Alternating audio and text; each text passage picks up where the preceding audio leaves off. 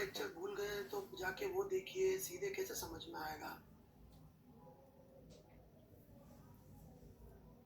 पांडे जी क्या पूछ के साइन थीटा कैसे होगा? अरे भगवान, लो भाई पांडे जी के डाउट का जवाब है सबसे पहले। हाँ भाई पांडे, क्या प्रॉब्लम है तुम्हारी? ये क्या बनाया बे? ये एन यहाँ कहाँ से आ गया? किस पे बनाया उन्हें?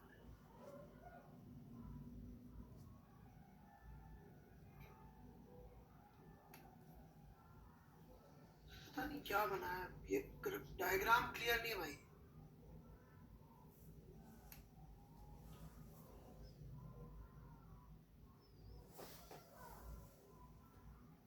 पांडे जी तो दोबारा करिए, ये समझ में ही नहीं आ रहा, डायग्राम नहीं क्लियर है, मैं कैसे?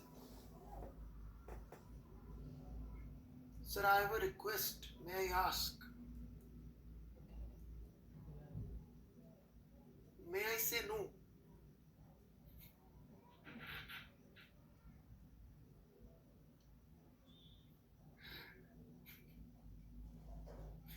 सर आपके न्यू कोर्स से स्टार्ट कर सकता हूँ बेटा। न्यूटन्स लॉ के फंडे क्लियर होना बहुत जरूरी है। So my answer is also your choice.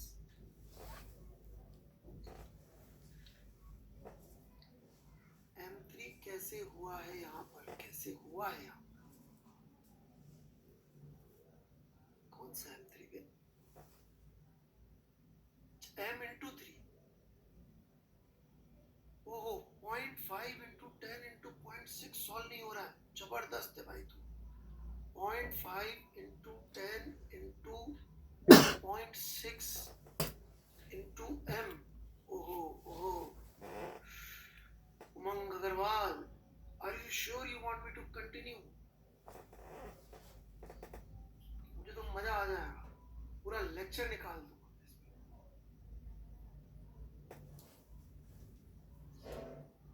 जल्दी।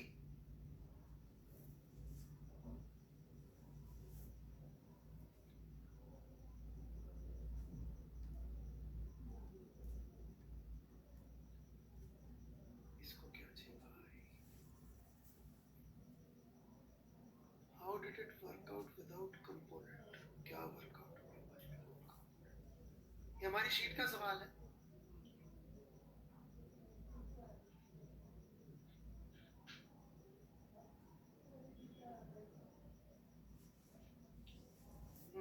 क्या डाउट है? How did it work out without components? क्या पूछना चाह रहा है भाई मेरे?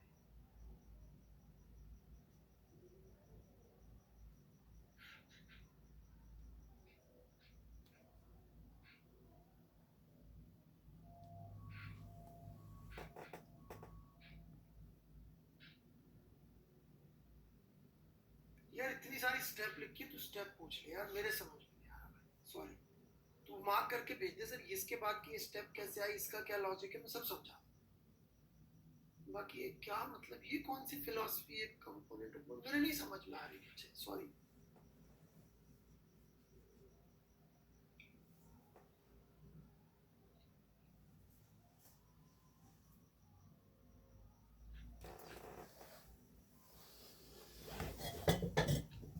चलिए मैं आ गया।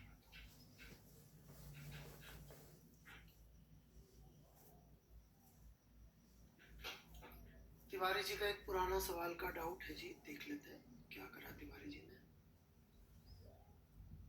कहाँ है बेटा doubt? Sir n sine alpha को कौन सा, अरे यार ओहो, बैलेंस बेटा, ये दीवार, ये दीवार, ये तुम्हारा गया n sine alpha. N sine alpha कहाँ गया बे? एन ही गया, आखिर जो भी है। ये गया एन, और ये हो गया इसका कंपोनेंट एन साइन अल्फा, और ये दीवार जो है दीवार, राइट, ये फोर्स लगा दे रही होगी। ठीक है तिवारी जी,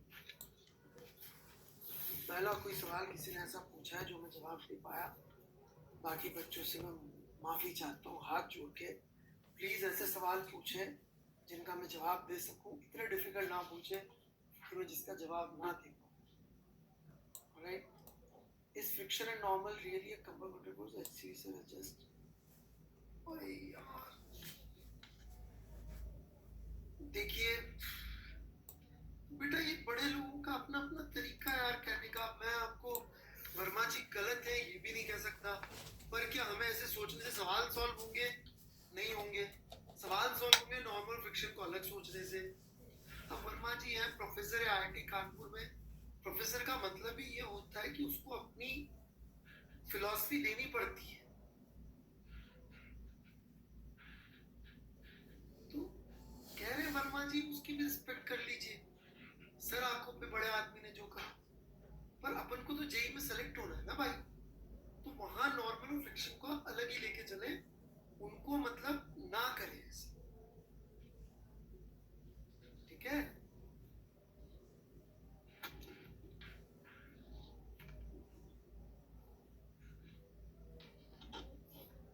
बड़ों की रिस्पेक्ट करो बस, बट उतनी जितनी मतलब जरूरत हो। ये नहीं कि उसके चक्कर में अपन अपनी वाट लगा, राइट? अब मान लो तुम्हारे घर में कोई बूढ़े हो, बड़े बूढ़े, वो बोले कि तेरी मैंने बचपन में तेरे लिए लड़की ढूंढ ली थी, तेरी शादी करा, तो तुम शायद नहीं सुनोगे ना उनकी बात, बोलोगे मैं पढ़ाई करूंगा, पर गुस्सा भी नहीं होगे। हाँ ठीक है जी। पापा से बोलोगे यार मेरी शादी वादी करा रहे पता नहीं किससे, वैसी बात है। तो अपन को रिस्पेक्ट भी करना है और मतलब वो भी नहीं, पर अपने काम करें।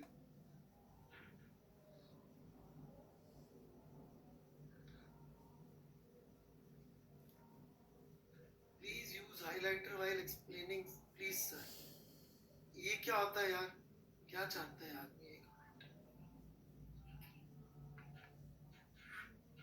इस ये हाइलाइटर कर दिया मैंने, ये तो बहुत मोटा है रे, किसको एक्सप्लेन करते हुए?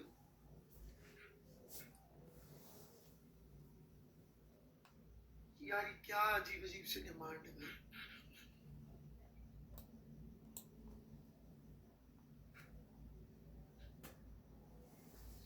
तू बता दिया यार अगली बार, है ना? So please tell my question, I'm not able to do it. यार ये बहुत टाइम वेस्ट होता है डिस्कशन वाले दिन, लोग एक काम की बात नहीं पूछते यार। अब क्वेश्चन कहाँ है पांडे जी? फिर डायग्राम है। What is the doubt? यार किसने हाइलाइटर ऑन करवा दिया यार, क्या है? अब ये same Pandey different Pandey, doubt कहाँ है?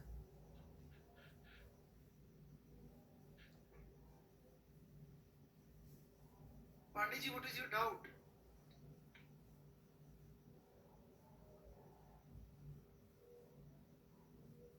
डाउट बता दो जल्दी से पांडे जी।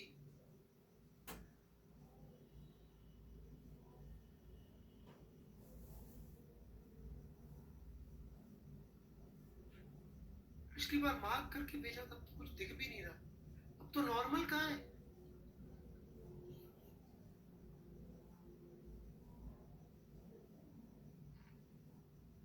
बेटा मैं भी थोड़ी देर में बताता हूँ पांडे जी, आपको पता नहीं क्या चाहते सर। आपको हेड डोनेट कैसे करें मुझे भी नहीं पता बेटा, I have no idea. Please ask an academy people, right? आप तो रैंक अच्छी ले आए, उस पर ध्यान दें, पढ़ाई करने पे, होमवर्क करने पे।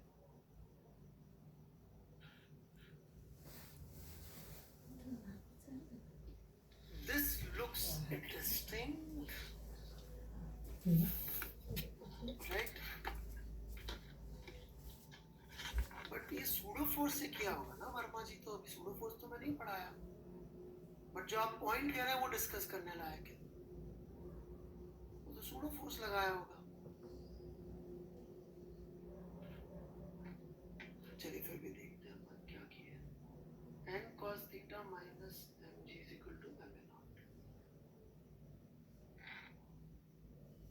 नहीं यही गलत हो गया ना भाई, this is the mistake, right?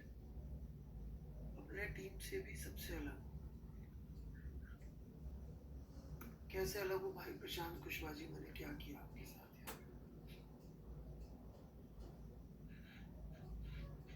मतलब हाउ नेगेटिव सेंस में बोल रहे हो, सिर्फ अलग बोल रहे हो।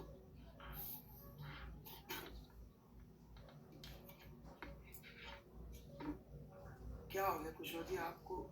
क्या मतलब मैंने कुछ गड़बड़ कर दिया क्या? अरे आपको कैसे पता बंदा पॉजिटिव बोल रहा है यार? मैं तो मानता ही नहीं कोई पॉजिटिव बोल रहा है।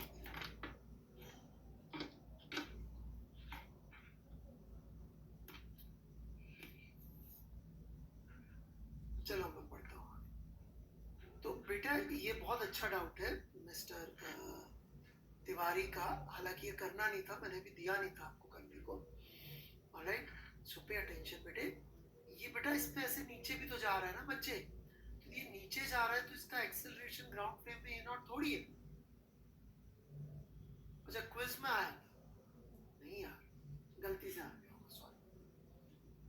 ओके, गलत दे दिया मैंने सवाल, मिस्टेक। चलो मैं आगे बढ़ूं। तिवारी जी,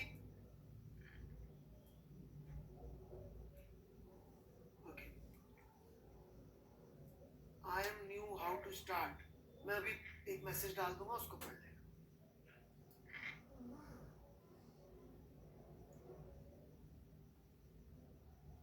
workbook 12, so that appear to be fully vertically with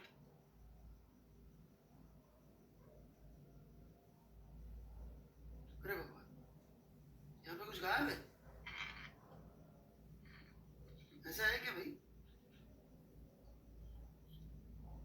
यार एक मिनट का टाइम दो, मैं अभी निकाल, I need a minute.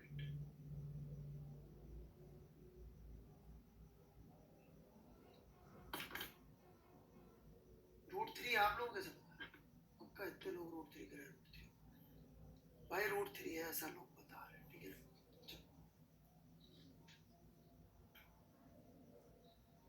Shipu Yadav, अभी जवाब देता हूँ बेटा। रक्षित तिवारी, आहा क्या बात है यार, ये गलत है ना, बंदे ने क्वेश्चन ही नहीं पूछते। डाउट कहाँ है तिवारी जी?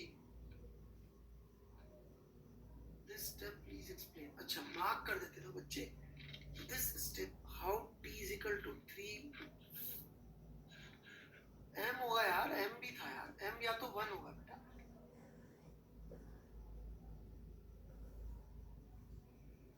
इसके ऊपर कुछ किया होगा ना भाई मैंने, 2 mg, इसको जोड़ लिया यार, इसमें क्या है?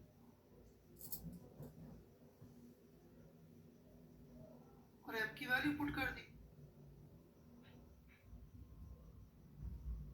ठीक है जी Tiwari ji, Rakshit Tiwari, do you get it? M की वैल्यू पुट कर दिया बेटा सॉल्व करके।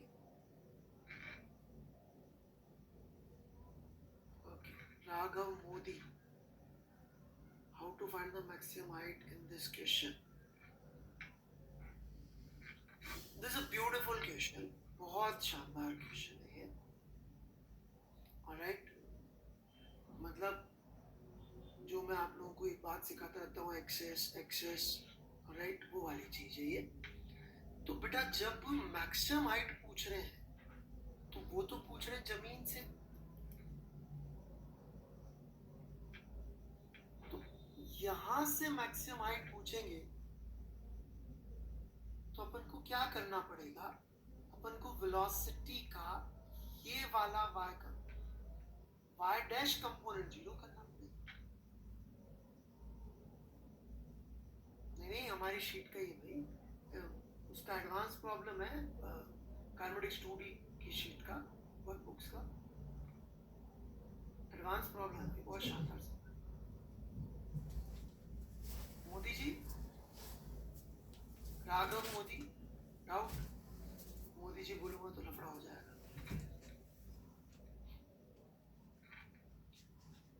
सर लास्ट क्लास में आपने फ्रिक्शन कैसे निकाला था? ओहो, ये सब कुछ दोबारा करूंगा। ओहो, राहुल सिंह जी, ये तो ज्यादा नहीं हो जाएगा भाई साहब? कोई एक चीज पूछ रहे थे दादा, सर ये वाली स्टेप बता दो, भले ही पहली स्टेप पूछ लो यार। मैग्नीट्यूड है कि डायरेक्शन है बेटा, ये तो गलत है ना। दोबारा पोस्ट करिए बच्चे, गलत बात। और अटेम्प्ट भी नहीं, अब तो ये तो मैं लूंगा भी नहीं। हाँ बिल्कुल सही बात, अटेम्प्ट अपने हाथ से लिखा हुआ चाहिए, बिल्कुल नहीं। सूडो फोर्स क्या है सर? फिलहाल कुछ नहीं है, मैंने नहीं पढ़ाया तो कुछ नहीं है। हालांकि सूडो का मतलब क्या होता है? What does pseudo means? Pseudo means नकली, राइट? जैसे मान लो, जिनको नहीं पता, सुप्रीत जी, यदि मैं आपको बोलूं कि यार सूडो इंटेलिजेंट, तो मैंने आपको क्या बोला? यह भी सुप्रीत जी नाराज हो गए क्या? यदि बोलू बोला थोड़ी है यार, यदि बोलू। चला गया सुप्रीत नाराज होके, इतनी सी मजाक कर रहा। करंट मतलब sir every question can be done without pseudo force. Yes, but later on it will become difficult. So I'll teach you when it will be needed most, not before that. पहले लड़ ले भिड़ ले, अपनी muscles मजबूत कर ले, frame वाली। एक बार फ्रेम वाली मसल मजबूत होगी तो सूडो सिखा दूंगा, है ना? क्योंकि मुझे रिजिड बॉडी की ज्यादा चिंता है, राइट? तब कर ले।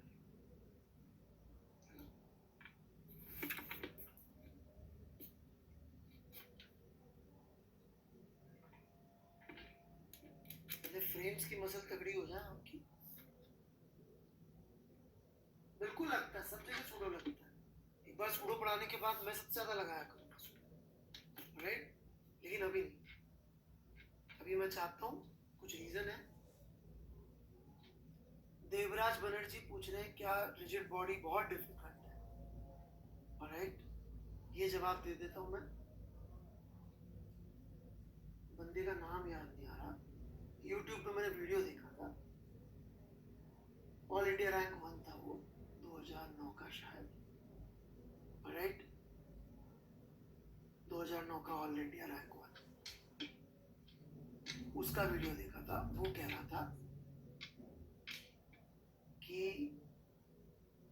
मैंने जब नितिन नितिन नाम था, राइट? बेटा कल्पित वीरवाल तो आईआईटी में टॉप 100 में भी नहीं आया यार जी, एडवांस में। कौन है ये बंदा? मेंस में पूरे में से पूरे लिया, उससे क्या होता है? नितिन जैन था शायद, 2009 का फर्स्ट रैंकर, राइट? वो बच्चा बोल रहा था कि 11th में मुझे रिजिड बॉडी समझ में नहीं आई थी, 12th में मैंने जब दोबारा पढ़ी हिम्मत करके तब समझ में आई, बाद में उसकी फर्स्ट रैंक आई थी। अब आगे आप सोचिए,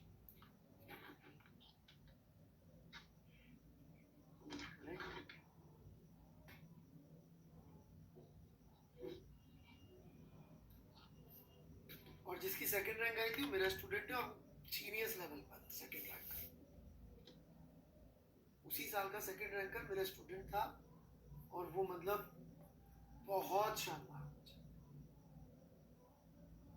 इनफैक्ट वो जो सेकंड रैंकर था 2009 का, उसके बड़े भाई की भी सेकंड रैंक आई थी 5-6 साल पहले, मतलब खानदानी रैंकर थे सेकंड।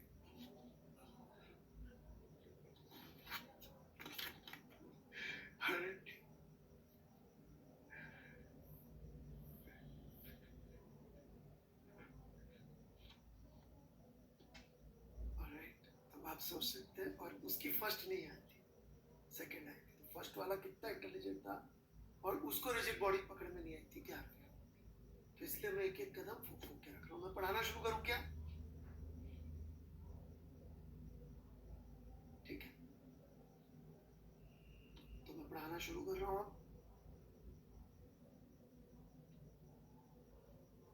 और कोई एक दो क्वेश्चन टैब खोल रहा हूँ, कोई और डाउट है तो पूछ लें।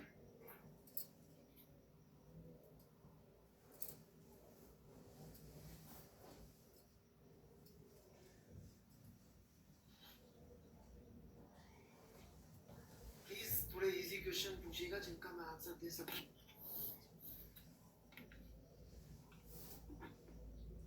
ऐसे बेइज्जत मत करिए मुझे। नहीं बेटा, जो पढ़ा है उससे डाउट मुझे नहीं आते बेटा, बुक के डाउट्स आते ही नहीं, बहुत कम फिजिक्स आती है।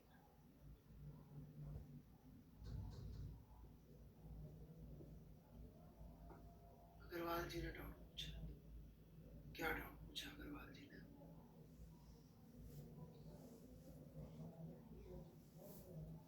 फर्स्ट स्टेप यार मार्क कर देते ना भाई, फर्स्ट स्टेप क्या है? ये फर्स्ट स्टेप यही पूछ रहे हैं Agrawal ji. Okay, that's very very easy. ये मेरा मोबाइल है, ये इरेजर है। यदि ये इरेजर इधर जा रहा होगा तो फ्रिक्शन किधर लग रहा होगा?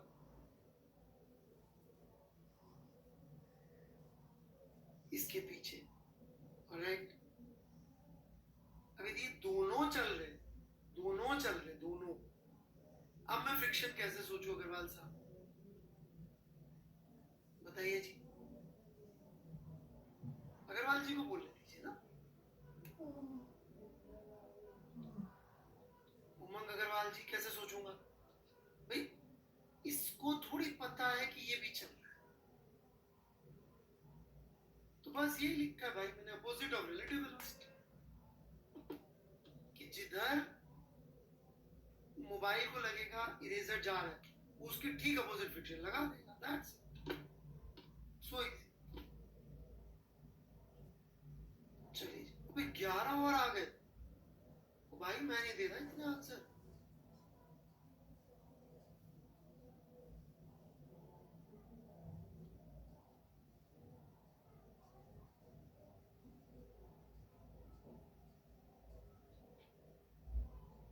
और काग साहब, सुप्रीत जी, ये सब नहीं हो पाएगा। सुप्रीत जी ने पता नहीं पहले कुछ पूछा था, एक बार सुप्रीत जी का देख लेता हूँ। एक बेचारे ने पहले कुछ पूछा था, हो सकता है कि भाई ये क्या करा यार,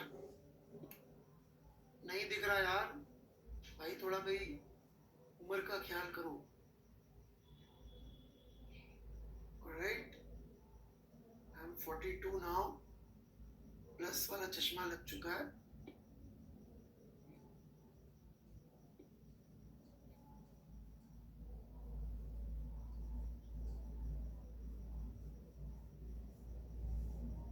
ये क्या है, कुछ भी भेज रहे। चले मैं पढ़ा रहा, ऐसे टाइम पास चल रहा। Here we go. सो हमारी कहानी का असली हीरो या असली विलन, जो चाहे कह लीजिए, वो आपके सामने है। फ्रिक्शन का भी सबसे मजेदार part, alright, static friction.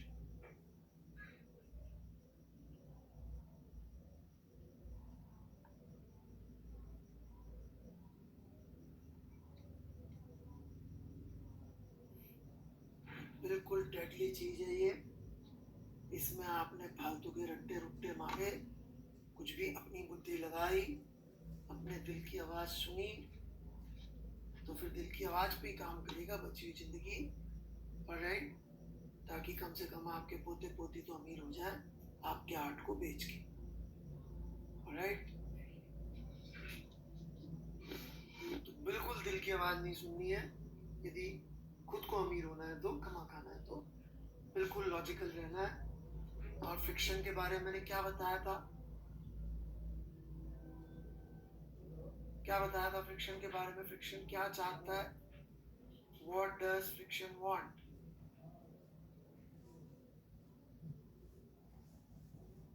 Friction क्या चाहता है?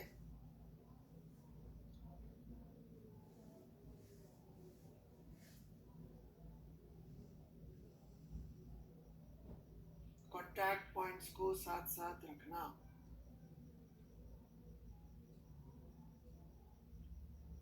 राइट, कॉन्टैक्ट पॉइंट्स को साथ साथ रखना, ये चाहता है फ्रिक्शन।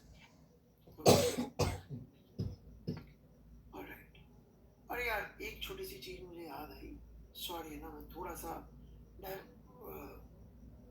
डाइवर्ज हो रहा हूँ, बट वो जरूरी है यार, थोड़ा सा डाइग्रेस कर रहा हूँ पॉइंट से। कुछ बच्चों ने मुझे ना मैसेज में एक रिक्वेस्ट लिखी थी कि सर आप ना जो शीट के साथ थ्योरी आती है वो भी दे दें।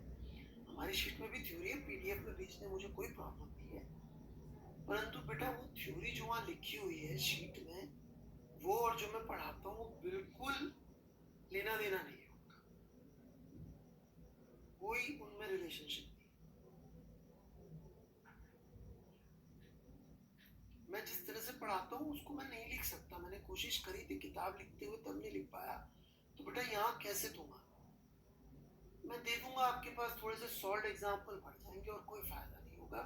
इससे अच्छा है जो मैं क्लास में सॉल्ड एग्जाम्पल लेता हूँ ना, इनको 2-2 3-3 बार कर लो, वो ज्यादा फायदे में रहोगे। जब तक समझ में नहीं आ जाए इनको बार बार कर लो। भरत यदि आप अभी भी यहीं बैठे हैं तो बेटा दिस इज माय आंसर, बेटा वो नहीं चलेगा। और बेटा फिजिक्स में कोई ऐसे फॉर्मूले भी नहीं होते, यदि कोई फॉर्मूला वाला टॉपिक आया जैसे हीट थर्मोडायनामिक्स वगैरह, तब मैं दे दूंगा बेटा, ठीक है। और बेटा मैं अपनी वाली थ्योरी यदि मैं लिख के दूंगा बेटा, वो इंस्टीट्यूट के हिसाब से लिखी हुई है, तो वो इंस्टीट्यूट में बाकी टीचर्स भी होते हैं हमारे, वो उस तरह से नहीं पढ़ाते, तो बेटा बहुत जनरलाइज थ्योरी है, उससे आपको कंफ्यूजन बढ़ेगा। फिर आप आके मुझे बोलोगे सर आपने जो थ्योरी दी थी उसमें तो ऐसा लिखा है, आपने तो कुछ और पढ़ा दिया, तो आपके लिए कंफ्यूजन क्रिएट होगा। तो इट्स नॉट वेरी बेनिफिशियल। पर मेरे को कुछ नहीं, मेरा तो 1 रुपया नहीं लग रहा उसमें, मैंने तो उल्टा काम करवाना पड़ता है, हटवाना पड़ता है। But if you want I can supply it, but वो मतलब जो भी मैं आपको बेस्ट पढ़ा रहा हूँ ना, वो नोट्स में क्लास में ही मिलेगा। रिजिड बॉडी की तो थ्योरी उल्टी लिखी हुई है। रिजिड बॉडी में सबसे पहले वो उसमें थ्योरी में मिलेगा आपको मोमेंट ऑफ इनर्शिया, और लास्ट में मिलेगा एंगुलर मोमेंटम। मैं शुरू करता हूँ एंगुलर मोमेंटम से,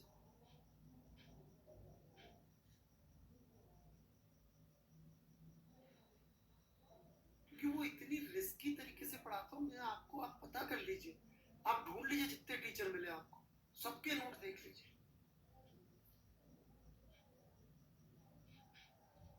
कोई नहीं पढ़ाता बेटा उस सीक्वेंस में, मेरी ही बनाई हुई चीजें। So my request is don't look for it, notes बनाइए बहुत ध्यान से अच्छी तरीके से, है ना। खासकर मैकेनिक्स में तो मत करिए।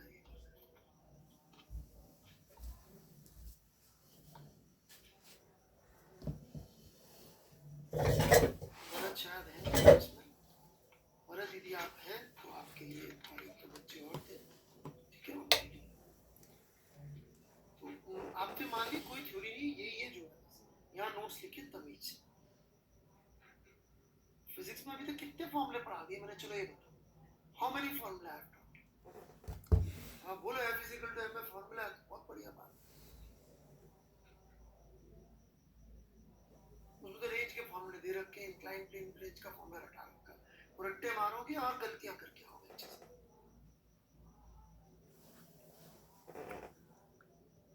चलिए मैं पढ़ा रहा हूँ static friction. So here we begin. तो फ्रिक्शन क्या चाहता है? चीजों को साथ रखना, दैट्स इट, ये फ्रिक्शन का नेचर है, कहानी खत्म, इसी पे हमारी चीजें चलेंगी। स्टैटिक फ्रिक्शन कब लगता है? When relative velocity of contact points is 0.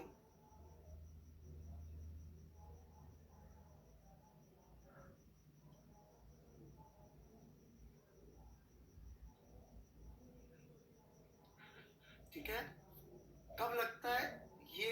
इसमें कोई कंफ्यूजन, दिस इज 100% ट्रू। भाई कब लगता है? जब relative velocity of contact point is 0। अब लफड़े वाले पार्ट शुरू। सबसे पहला लफड़े वाला पार्ट है फ्रिक्शन का मैग्नीट्यूड। स्टैटिक फ्रिक्शन का मैग्नीट्यूड बड़ा डिफरेंट टाइप की चीज है, उसके लिए हम ये यूज करते हैं, और कई बार हम लोग म्यूएसएन को एफ लिमिटिंग बोल के ऐसे लिखते हैं। प्लीज अंडरस्टैंड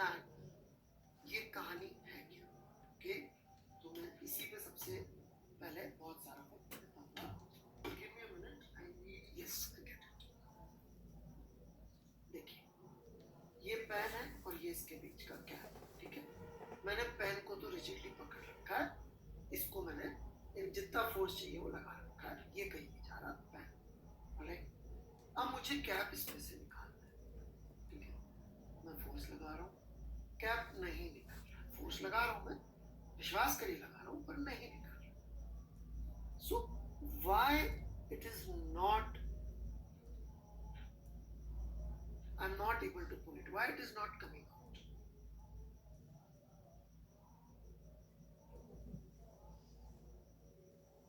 क्योंकि इन दोनों के बीच में जो फोर्स है, जिसे हम स्टैटिक फ्रिक्शन कह सकते हैं, वो इसको पकड़ पाने में कामयाब है। अब कैसे निकला? अब कैसे निकला?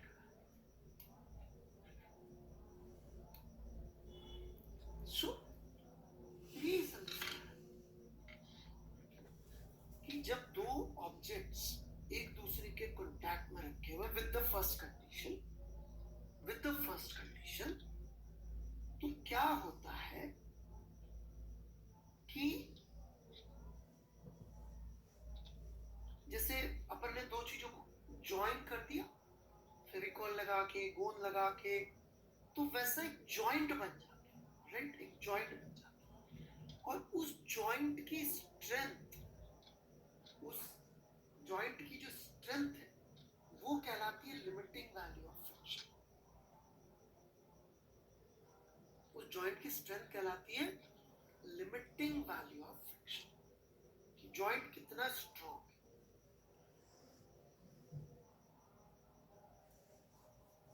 That is called mu s N,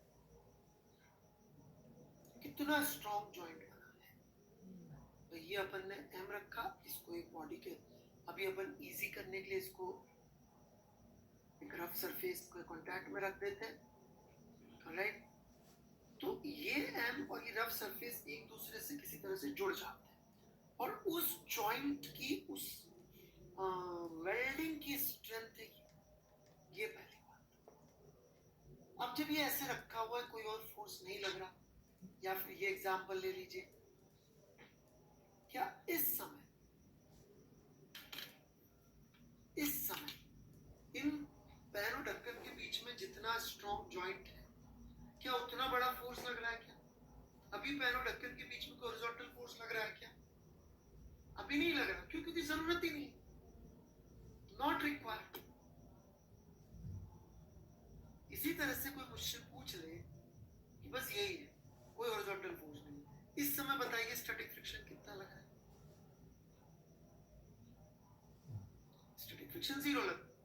और कोई मुझसे पूछ ले जरा बताइए स्टैटिक फ्रिक्शन की मैक्सिमम वैल्यू या लिमिटिंग वैल्यू ऑफ फ्रिक्शन कितनी है, तो उसका आंसर म्यू एस एन। अभी म्यू एस क्या है? कोफिशिएंट ऑफ स्टैटिक फ्रिक्शन, ठीक है। क्या इतना लग रहा है? क्या जितना इस जॉइंट की स्ट्रेंथ है उतना अभी लग रहा है क्या फोर्स? नहीं, अभी नहीं लग रहा, वो तो स्ट्रेंथ है उस जॉइंट की।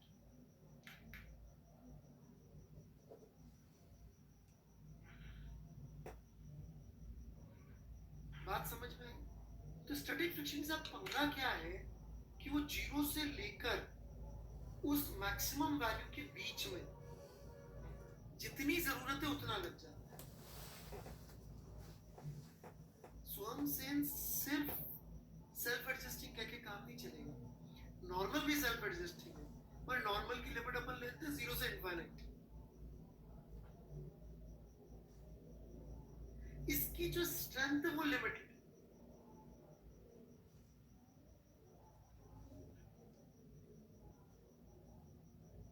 तो उससे सारे पंगे क्रिएट होते हैं, ठीक है।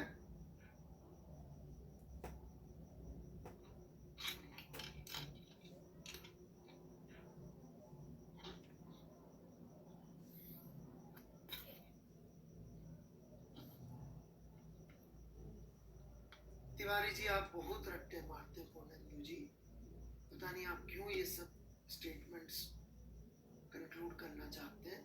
मैंने तो नहीं बोला, राइट, मैंने तो बिल्कुल नहीं बोला नंदू तिवारी जी कि मतलब जितना फोर्स लगेगा उतना स्टैटिक फ्रिक्शन लगेगा, आपको तुक्के मारने लगाइए। मैंने जितना बोला उतना ही आपको मेरी बातों को आगे कंक्लूड करना है किसी को।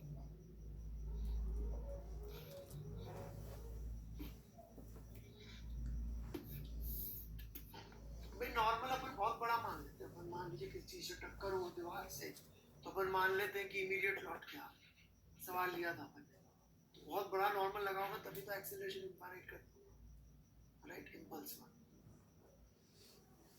चलिए मैं आगे बढ़ा रहा हूँ, ठीक है। तो थोड़ी देर में फ्रिक्शन की बेसिक थ्योरी की बात करूंगा। हालांकि यदि आप एस सी वर्मा पढ़ेंगे तो उन्होंने बोल रखा है कि फ्रिक्शन की बहुत सारी थ्योरीज हैं, परफेक्ट कोई भी नहीं है। ये उन इम्परफेक्ट थ्योरी में से एक थ्योरी है जो हम लोग थोड़ी बहुत बातचीत जिसके बारे में कर लेते हैं, ओके।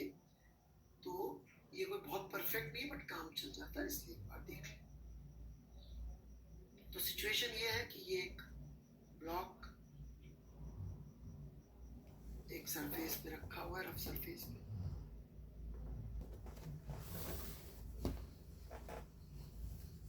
ठीक है।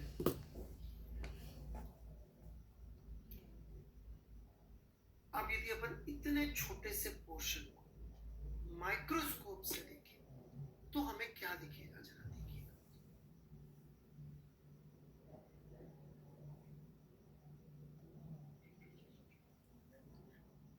ये ब्लॉक दिखेगा हमें ऐसा,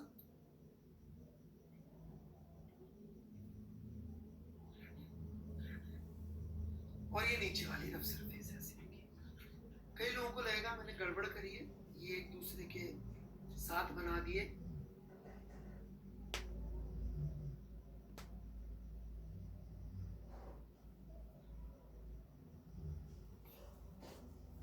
एक्चुअली ये जो आप देख रहे हैं यही कॉज है स्टैटिक फ्रिक्शन का। जैसे कि कोल्ड वेल्डिंग, आप एक मोमबत्ती लीजिए, राइट, मोमबत्ती लीजिए और उसको पिघला के भी आप चिपका सकते हैं जमीन से। एक डिस्ट्रक्टिव तरीका है इसको जमीन से चिपकाने का। जोर पे उसको जमीन से मारिए और फिर थोड़ा सा मूव करके देखिए, कुछ मोम जमीन से चिपक जाता है। That is known as cold welding. यहाँ क्या हुआ, यहाँ पे एसेंशियली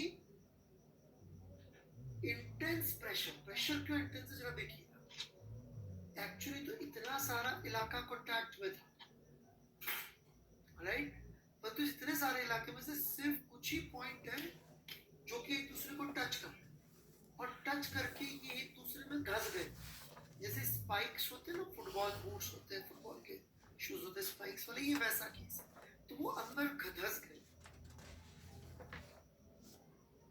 और इतना ज्यादा प्रेशर क्रिएट हुआ कि सॉर्ट ऑफ एक दूसरे के साथ ये मेल्ट होकर जुड़ गए प्रेशर की वजह से, माइक्रोस्कोपिक लेवल। ये एक थ्योरी है, परफेक्ट नहीं है, इसको नहीं जाने तो भी बहुत बढ़िया है, इसको जाने तो भी ठीक है। ये कोई बहुत इंपॉर्टेंट चीज नहीं है मेरी आगे की चीजों के लिए। ये इसलिए बता रहा हूँ क्योंकि एच शर्मा में दे रखा है तो मैंने सोचा थोड़ा सा बता दें बस। It is not very useful theory. कई लोग चेहरे बना रहे थे अनंतकांत, यदि आप डाउट नहीं पूछेंगे तो भगवान परशुराम का श्राप आपको लगेगा।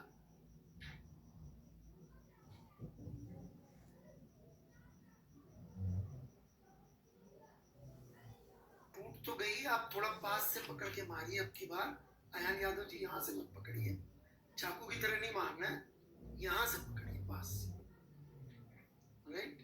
आप चाकू की तरह चला रहे होंगे उसको, यहाँ से मत पकड़िएगा आयन जी, आयन जी यहाँ से पकड़िएगा और फिर मारिएगा, ठीक है। चाहे तो दोबारा ट्राई कर लीजिए।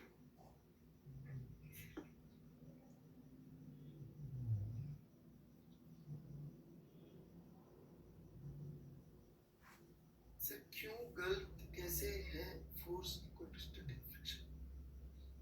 नहीं आप मान लो ना, नहीं है तो यार ठीक है, मैंने तो बोला नहीं। अब आपका डिसीजन है। आपको पूर्णेंदु तिवारी अच्छा टीचर लग रहा है कि अभी गुप्ता? डेमोक्रेसी आप पूर्णेंदु तिवारी से पढ़ लीजिए, मैंने कहा मना। मैं तो कईयों को राम राम साहब बोल चुका हूँ। राम राम साहब, राजस्थान में राम राम का मतलब होता है आना, welcome and bye bye both. हाँ जी मनमत जी, राम राम।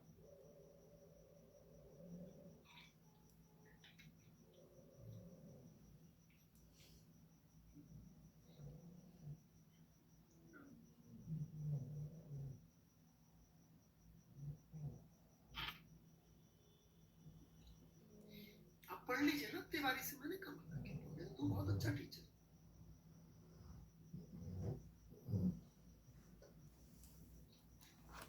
और कोई?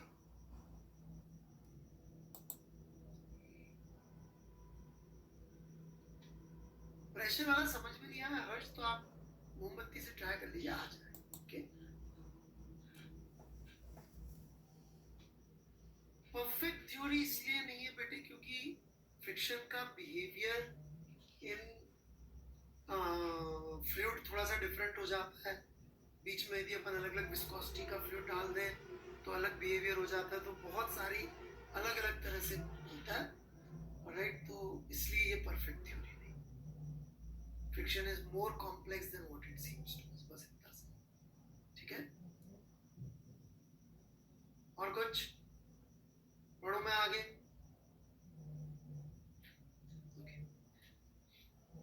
This helps us understand 2-3 points. क्या? कि why friction का magnitude is proportional to mass. क्यों? क्योंकि जब अपन कोई किताब को अपन को चिपकाना होता था, किसी चीज को अपन को चिपकाना होता था, तो अपन क्या करते थे? उसको चिपका के फेविकॉल लगा के बहुत भारी चीज के नीचे रख देते थे, तो नॉर्मल बढ़ जाएगा, तो obviously limiting value of friction भी बढ़ जाएगी, क्योंकि उतना ही स्ट्रॉन्ग कॉन्टैक्ट, स्ट्रॉन्ग जॉइंट बनेगा। तो वो चीज थोड़ी सी समझने में आसानी हो जाती है, और कुछ नहीं। I hope that part is clear to everyone. Normal के प्रोपोर्शनल समझ में आया? ऑलराइट, उतना ही जोर से, जितना जोर से मारेंगे उतना स्ट्रॉन्ग जॉइंट बन जाएगा, ठीक है? अगला एक और बड़ी इंटरेस्टिंग बात है, म्यूएस जनरली, ये जनरली है, रट्टा मत मारना, is found to be greater than mu k. क्यों? क्योंकि यदि दो बॉडीज में रिलेटिव मोशन शुरू हो जाएगा तो जॉइंट उतने अच्छे नहीं बन पाएंगे या बन ही नहीं पाएंगे, और स्टैटिक में तो टाइम लगेगा वो जॉइंट स्ट्रांगली बनने के, इसलिए ऐसा पाया जाता है generally mu S is greater than mu K, but again theory is not perfect, तो कभी-कभी म्यू के जो है वो म्यूएस से बड़ा भी बन सकता है। अच्छा, लास्टली, कभी किसी सवाल में सिर्फ म्यू दे के रह जाए, if only mu is given, तो क्या करना है? तो मान लेना है mu S is equal to mu K is equal to mu N. तो छोटी छोटी सी बातें थी, तो मैंने सब बता दिए आपको, थोड़ा आप लिख लो। सर थोड़ा अंदर घुस के डाउट पूछूं? कोतियाल जी, क्या थोड़ा अंदर घुस के डाउट पूछूं?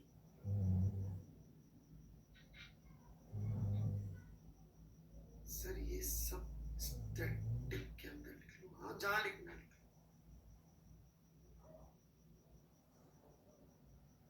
कोतियाल जी वैसे भी आप कभी अच्छी बातें तो करते नहीं है, मुझे और एडवाइस दे रहा है ये बंदा। बहुत सारे अच्छे अच्छे जेई के टीचर आए हुए हैं,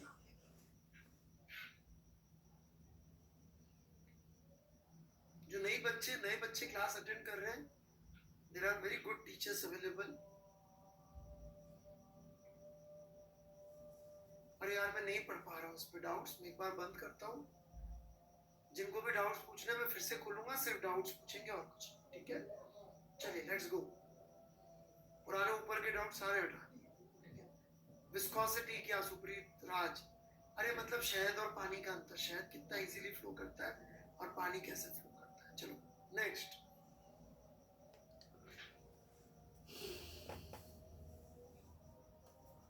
हासिल। सर नर्चर के टेस्ट में आज तक का सब है। हाँ जी बिल्कुल सब कुछ है हमेशा। Whether to start previous lecture or to start with live lectures, I am a new student. Previous lecture से शुरू करें तो समझ में नहीं आया। सर मैंने क्लास 8 में पढ़ा था friction does not depend on surface area. Okay चलिए ये बता देता हूँ मैं, फ्रिक्शन सरफेस एरिया पे क्यों डिपेंड नहीं कर रहा है। ऑलराइट देखिए जी, यदि मैं एरिया बढ़ा दूंगा तो कॉन्टैक्ट पॉइंट्स बढ़ जाएंगे। ठीक है दुबे साहब, क्या बोलते दुबे साहब, बढ़ जाएंगे नहीं बढ़ जाएंगे दुबे साहब, बढ़ जाएंगे ना। अब हर पॉइंट पहले थे 10 पॉइंट, अभी 100 पॉइंट कर, तो 100 पॉइंट पे प्रेशर पहले से 10 गुना कम हो जाएगा कि नहीं हो जाएगा। तो अल्टीमेटली 100 जॉइंट बन गए, लेकिन 100 जॉइंट पहले जॉइंट से 10 गुना कम स्ट्रेंथ के, 10 गुना ज्यादा है पर 10 गुना कम स्ट्रेंथ के, तो इसलिए ऐसा बोल देते एरिया से इंडिपेंडेंट। ठीक है, बट ये सब परफेक्ट थ्योरी नहीं है, मैं बार बार कह रहा हूँ। अब वैसे तो बहुत पुरानी हो गई बात। आईटी दिल्ली में 4th ईयर में मैंने इंडस्ट्रियल फ्रिक्शन पे कोर्स किया था, पूरा सिर्फ फ्रिक्शन पे कोर्स था। उसमें भी यही समझा रहे थे, देखो भैया इस सिचुएशन में इस रेंज से इस रेंज में ये थ्योरी लगाना, इस रेंज में इस सिचुएशन में यहाँ से यहाँ थ्योरी लगाना। Right, so it's quite experimental idea. ठीक है, why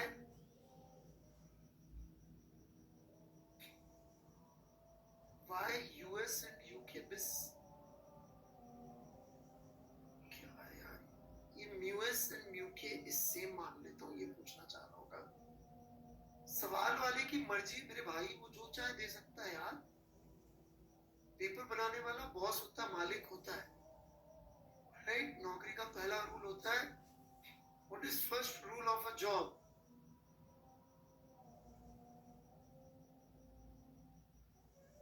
boss is always right. बोल रहा है बराबर है, तुम्हें क्या करना है यार।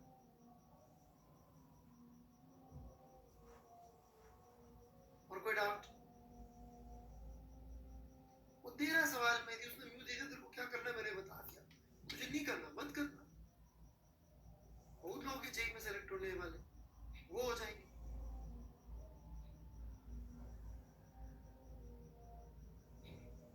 सर जो थ्योरी जेई में आती है वो पढ़ा।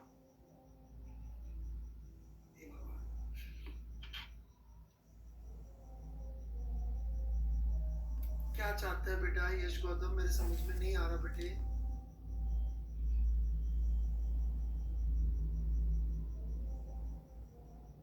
फ्रिक्शन की कहीं कोई करेक्ट थ्योरी नहीं है बच्चे।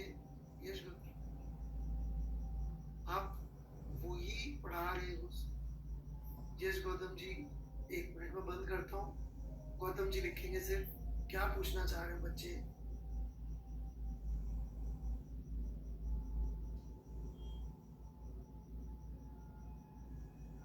गौतम जी मैं वेट कर रहा हूँ, जल्दी चैट पे लिखिए। देखिए कितने अच्छे बच्चे, किसी ने कुछ नहीं लिखा। Thank you everyone, you all are so nice and obedient students.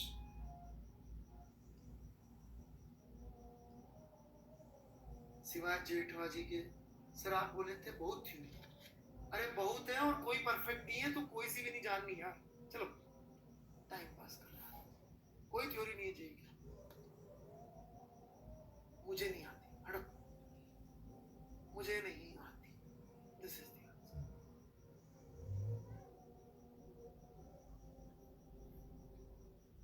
फर्जी यार, मुझे लगा कोई अच्छी बात करे। चलो जी हम आगे बढ़ते हैं। चलो जेई वाली थ्योरी वो भी तुम्हारे समझ में, ये फ्रिक्शन की जेई वाली theory, first law of friction. Seriously पढ़ा रहा हूं, लिखो। फ्रिक्शन की वैल्यू म्यू एन नहीं होती, फ्रिक्शन की मैक्सिमम वैल्यू म्यू एन होती है। वेरी इंपॉर्टेंट, हाँ लिखना, बिल्कुल लिखना।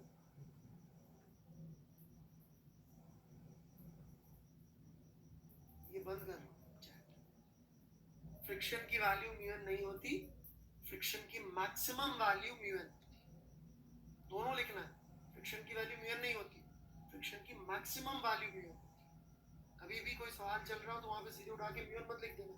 जैसे एफपीडी बनाता हूँ ना मैं, तो आप देखिएगा मैं हमेशा पहले एफ लिखता हूँ, फिर बाद में चेक करता हूँ एफ की वैल्यू क्या है।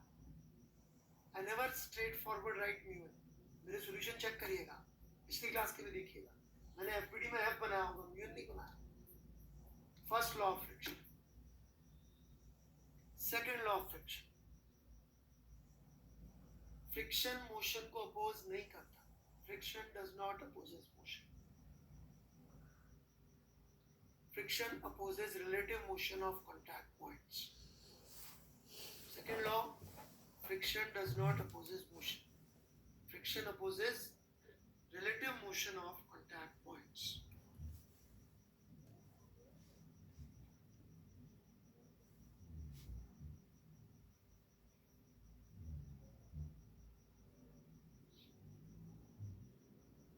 Friction opposes relative motion of contact points. Friction does not opposes motion. Friction opposes relative motion of contact points. लिख लिए दोनों। Third law of friction, these are three laws of friction, ठीक है। Third and most important law of friction,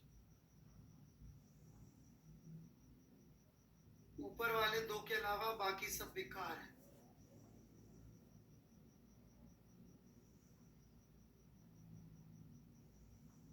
laws of friction by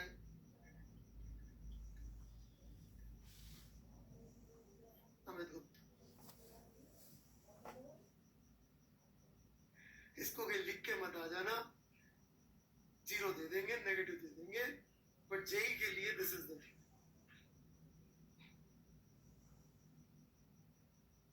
third law is very important. आज सबको मजाक लग रहा है रिजिड बॉडी के दिन, ऑलराइट, यहीं से सब कुछ होगा। पहले दो के अलावा बाकी सब बेकार है। फ्रिक्शन के बारे में पहले दो के अलावा सब बेकार है।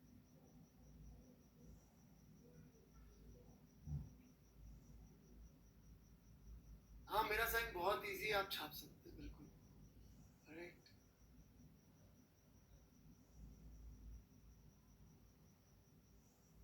चलिए मैं आगे बढ़ता हूं।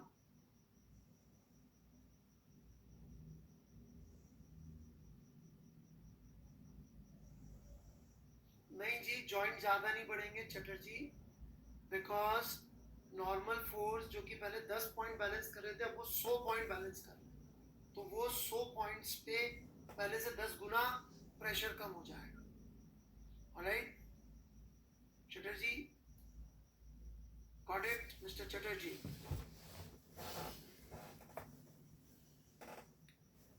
ओके, चलिए, so let's begin now. Sir कुछ बच्चे डायरेक्ट फेयर करते हैं। फर्स्ट लॉ में कौन सा टाइप ऑफ फ्रिक्शन है?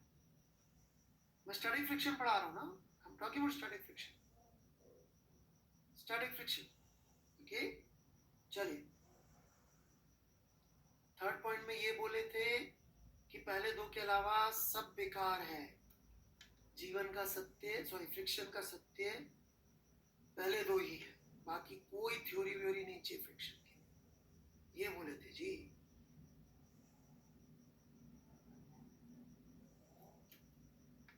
अब वो एक भाई पीछे ही पड़ गया, आप तो लॉ पढ़ाओ, मैंने कहा लॉ है ना, अमित गुप्ता के लॉ, राइट। एक्चुअली पहले दो ही थे, मैंने दो ही बनाए, फिर मैंने कहा यार फिजिक्स में केपलर ने 3 बनाए, न्यूटन ने 3 बनाए, तो अपन भी 3 बनाए, चाहे तीसरा बिल्कुल फर्जी हो। तो बड़े लोगों से इंस्पायर होकर अपन ने भी 3 बनाए, राइट।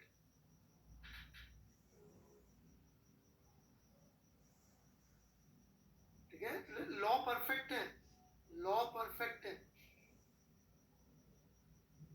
हाँ जी, ये परफेक्टली काम करते हैं, और यूनिवर्सल है, लॉ है जी। बस लोगों को मेरे बारे में भी पता नहीं, इसलिए मेरे लॉ दुनिया में बाकियों तक पहुंचे नहीं. ओके, मैं थोड़ा वक्त से आगे.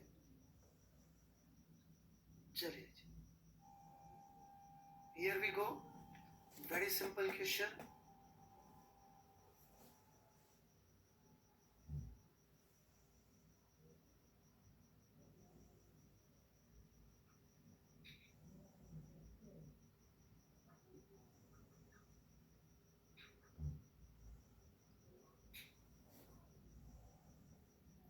यार कल भी 2 लिखा था तो एक भाई मारते आ गया 1.5. चलो, alright. Find limiting friction and friction force on the block. Limiting friction and friction force on the block.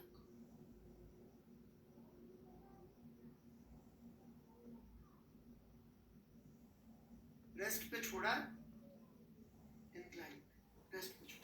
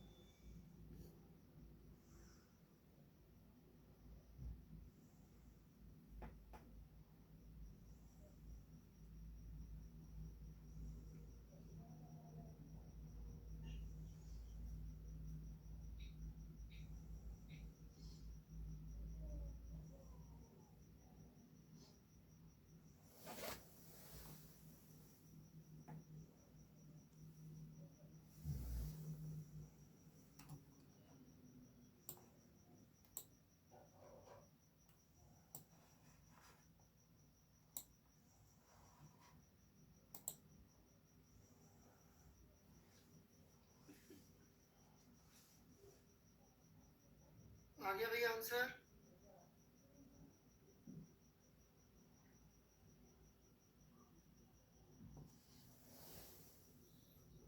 Easy enough. काफी इजी सा क्वेश्चन था. हो गया होगा होपफुली.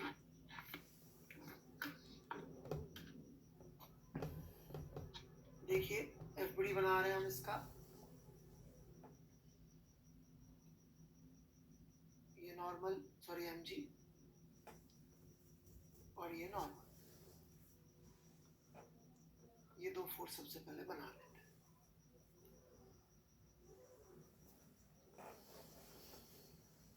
राइट. अब इसके ऊपर लग रहा होगा फ्रिक्शन का फोर्स. वो भी देखने के लिए ज्यादा अच्छा है कि अपन थोड़ा सा वेट कर लें.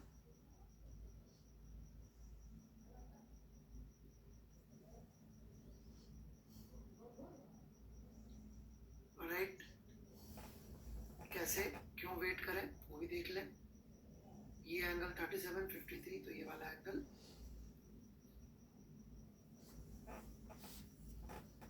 37 डिग्री. राइट. अब हम यदि देखें तो ये mg sin 37 डिग्री का फोर्स कंपोनेंट इधर आ रहा है. mg cos 37 डिग्री का कंपोनेंट इधर आ रहा है. राइट. अब ये mg sin 37 डिग्री इसको नीचे लेकर जाना चाहेगा.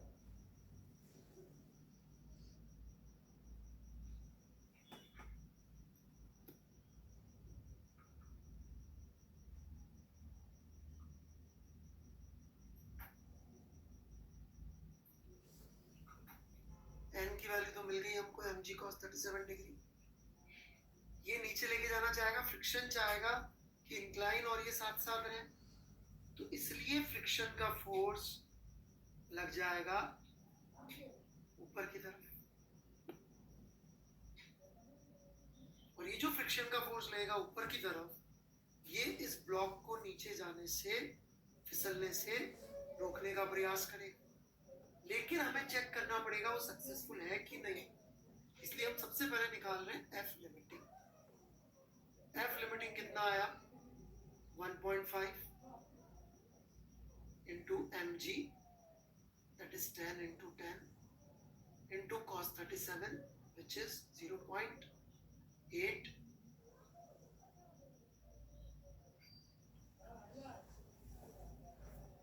सॉल्व कर लीजिए।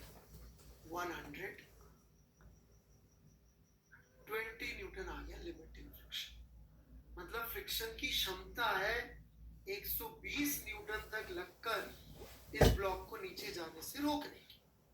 ये उसकी लिमिट है, इससे ज्यादा वो नहीं लग सकता। ठीक है, अब यहां पर नीचे कितना फोर्स लग रहा है? mg sin 37 डिग्री के लिए सॉल्व कर देते हैं। Very easy, 10 into 10 into 0.6 which is 60। तो नीचे लग रहा है 60 न्यूटन, राइट? तो फ्रिक्शन कितना लगेगा ये डिसीजन हमें लेना है सोच समझ के। आज बहुत इजी क्वेश्चन है, इसलिए दिल की आवाज और लॉजिक दोनों सेम आंसर देंगे। बाद में क्वेश्चन डिफिकल्ट हो जाएंगे तो हो सकता है दिल की आवाज से आंसर डिफरेंट आ जाए और लॉजिक से डिफरेंट आ जाए। So let's go for logic right now.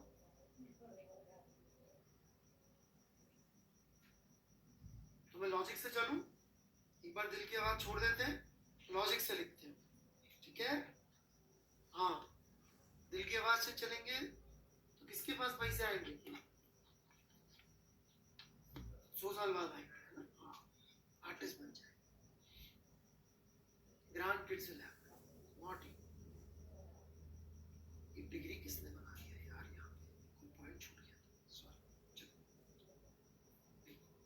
तो f minus 60 must be equal to ma।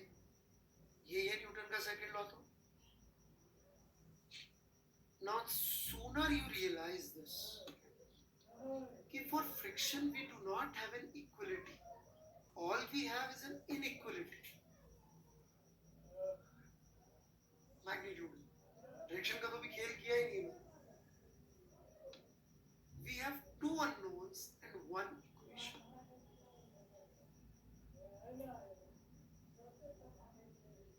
देखो सच्चाई तो यही है, two unknowns and one equation है।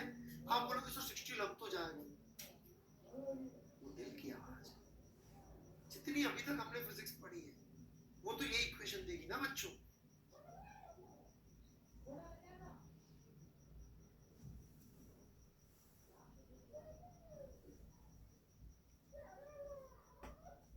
कह रहा है एक बंदा ब्लॉक बॉन्ड,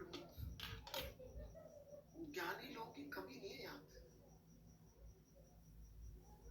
बनर्जी, हाँ भाई बनर्जी बाबू,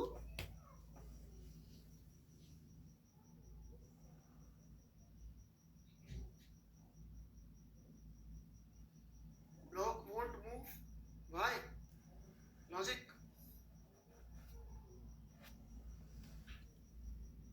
दिमाग से बोली ना, मैंने लॉजिक भी तो पूछा।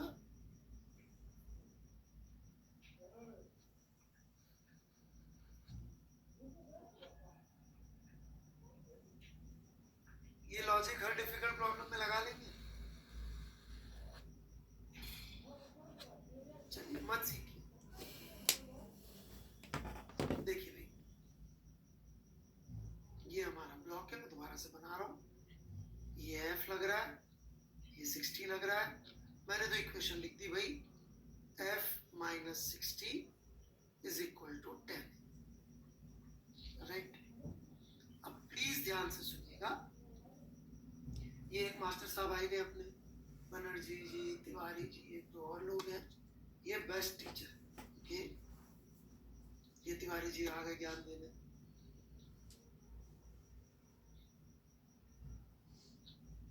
देखिए मेरे को जितना आता है मैं उतना सिखा देता हूँ, बाकी ज्यादा जानने के लिए अभी तिवारी जी स्पेशल क्लास रखेंगे तो उसको आप जरूर अटेंड करिएगा, वहां पे तिवारी जी समझाएंगे। ओके, लॉजिक ये दे नहीं रहे मेरे इतना मारने के बावजूद। देखिए भाई, जब भी स्टैटिक फ्रिक्शन स्टैटिक है क्योंकि हमने बोल रखा है रेस्ट में। तो दो पॉसिबिलिटीज हो सकती है। क्या पॉसिबिलिटी हो सकती है स्टैटिक फ्रिक्शन की? Always two possibilities. What are the two possibilities? Anyone? Static friction है तो दो पॉसिबिलिटी क्या हो सकती है? एनीवन?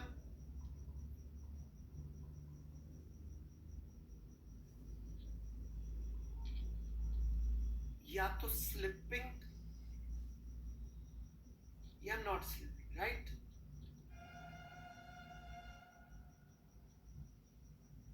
या तो स्लिप हो रहा है या स्लिप नहीं हो रहा है।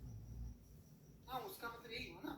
नॉट स्लिपिंग का मतलब क्या हुआ? तो सेम वेलोसिटी चल रही है। जैसे कि आप क्या बोलेंगे, ये इरेजर इस मोबाइल पे स्लिप हो रहा है क्या?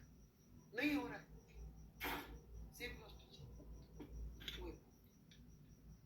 दो पॉसिबिलिटीज, हम दोनों चेक करेंगे हर बार बार बार, तो हमें सब कुछ आ जाएगा, राइट? यदि स्लिपिंग है बच्चों, तो इसका मतलब ये होगा कि फ्रिक्शन अपनी मैक्सिमम वैल्यू एक्वायर कर चुका है, तभी स्लिपिंग हुई। क्या बोलते हैं? ख्याल आ गया ना, लोग समझाते से करते हैं। फ्रिक्शन अपनी मैक्सिमम वैल्यू एक्वायर कर चुका है, तभी स्लिपिंग शुरू होती है। नहीं तो कैसे स्लिपिंग हो जाएगी? वो बॉन्ड टूटे होंगे ना, वो बॉन्ड टूटेंगे तभी तो स्लिपिंग होगी। कैसेट सर्विस में क्या प्रॉब्लम है? मतलब फ्रिक्शन अपनी औकात पूरी लगा चुका, तब जाके इतनी होगी ना स्लिपिंग, तब जाके स्लिपिंग होगी। भाई ये पैर और ढक्कन के बीच मैक्सिमम फोर्स कब लगा होगा? जब स्लिपिंग शुरू हुई, तब तक तो नहीं लगा था। आई बात समझ में? किसी को डाउट है?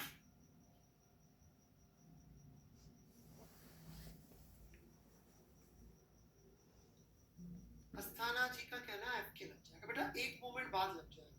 बिल्कुल सही बात है, एक मोमेंट बाद काइनेटिक लगने लग जाएगा, पर उस मोमेंट में जब जीरो वेलोसिटी तब तो स्टैटिक ही लगेगा बेटा। एक मोमेंट बाद जब स्लिपिंग शुरू हो जाएगी तब काइनेटिक लग जाएगा।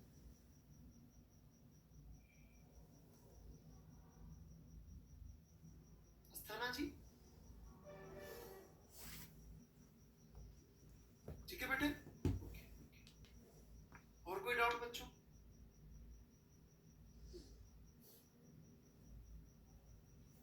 ओके, अब नॉट स्लिपिंग का केस ले लेते हैं। What happens when not slipping?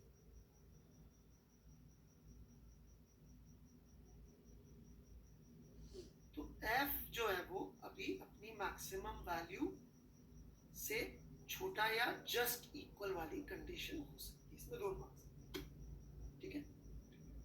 लेकिन यहां पे एक इंपॉर्टेंट बात है, नॉट स्लिपिंग मतलब acceleration of 2 with respect to 1 would be 0।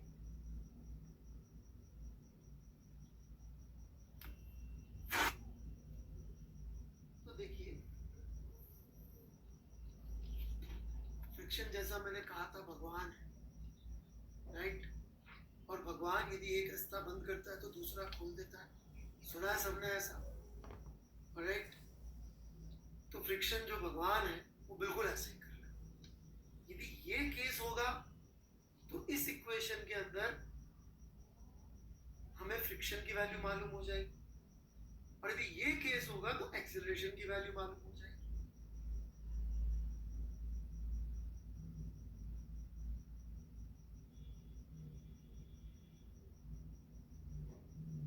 और दोनों इक्वेशन सॉल्व हो जाएगी, पर दोनों में से कोई एक सही देगा, एक गलत देगा।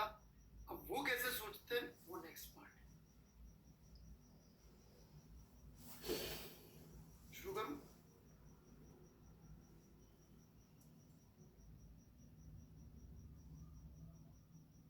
ये पुट करके सॉल्व कर दिया मैंने,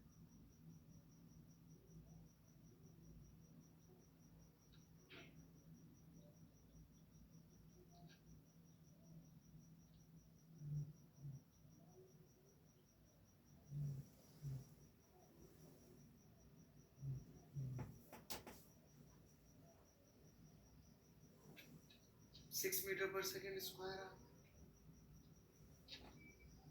ऊपर की तरफ एक्सेलरेशन गलत क्यों है सही क्यों है बाद में बात कर। जमीन का एक्सीजन 0 है तो उसके रिलेटिव एक्सीजन 0 होने के लिए अपन ने E को 0 पुट कर दिया, क्योंकि जमीन का एक्सीजन 0 है तो पुट किया मैंने 0, सॉल्व किया F60 आ गया। अब how do we decide which is correct which is wrong. मेरा मेथड बहुत लंबा है, मैं बता रहा हूँ। तिवारी जी के पास, बनर्जी के पास बहुत फास्ट मेथड है।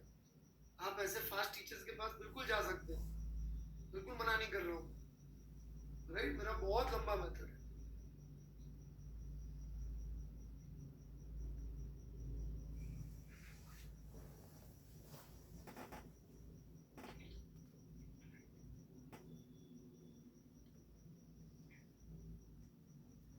बढ़ू आगे।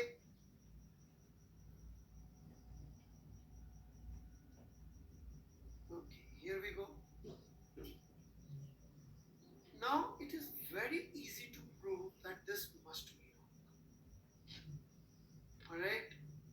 Why this must be wrong? This is wrong because friction opposes relative motion of contact points. Now let's look at the motion of this block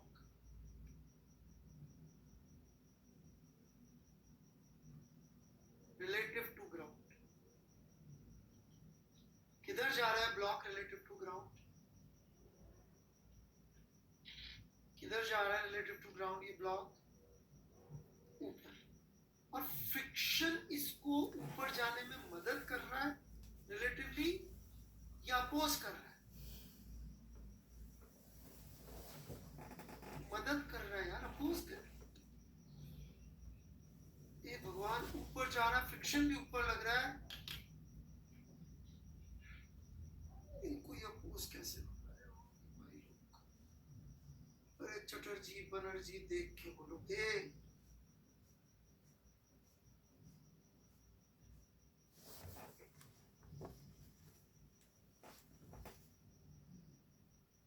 Chatterjee होगा यार, बनर्जी। अरे मेरे आईटी दिल्ली में ना प्रोफेसर्स थे, चटर्जी, बनर्जी, मुखर्जी, सेन गुप्ता, दास, सिर्फ बंगाली थे, 6 प्रोफेसर थे। बहुत परेशान।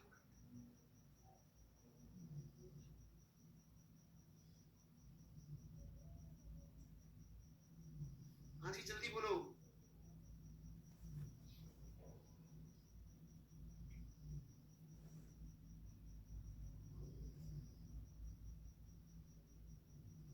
हेल्प कर रहा है राइट? पक्का? ये ऊपर जा रहा है जमीन के रिलेटिव, और फ्रिक्शन जो इस पे ब्लॉक पे लगा ये इसको ऊपर पुश कर रहा है। इसका मतलब ये तो गड़बड़ है, क्योंकि फ्रिक्शन को करना था अपोज और वो कर रहा है सपोर्ट। ये सही नहीं हो सकता।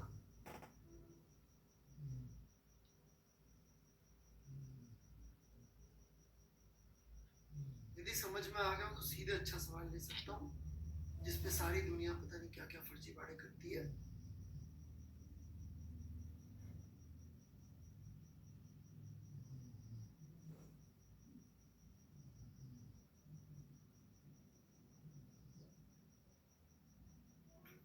नहीं, इसको मैं करने का फास्ट तरीका भी सिखा दूंगा, ऐसा कुछ भी नहीं है। ऑलराइट, मैं फास्ट तरीका भी सिखा दूंगा, बट मैं चाहता हूँ कि थोड़ा सा अपन एक फ्रिक्शन का नेचर सीखें कि फ्रिक्शन करता क्या। बेटा इन पे डायरेक्ट सवाल आते नहीं चाहिए, लेकिन इनकी रिजिड बॉडी में जब एप्लीकेशन आती है ना तब बच्चे गड़बड़ कर जाते हैं। जेई में फ्रिक्शन का सवाल 10-12 साल में एक है, रिजिड बॉडी के 4-4 5-5 आते हैं हर साल। फ्रिक्शन के सवाल जल्दी करके क्या कर लोगे आप? और आप कर भी लोगे तो मैं उसमें एक छोटा सा पेज डाल दूंगा, आप फिर करेक्ट कर। राइट, तो मैं एक सीधे टफ सवाल ले रहा हूँ, और यदि ये नहीं हुआ आज तो लोड नहीं लेना है, कल फिर बता दूंगा। ठीक है, क्योंकि टाइम बच गया मेरे पास 15 मिनट, तो इसलिए मैं ले लूँ। ठीक है, जनरली मैं लेता नहीं हूँ ये सवाल इतनी जल्दी, बट आप लोग का मुझे लग रहा है समझ में आ रहा है, किसी ने कोई ऐसा डाउट पूछा नहीं। ऑलराइट, इसलिए ले रहा हूँ।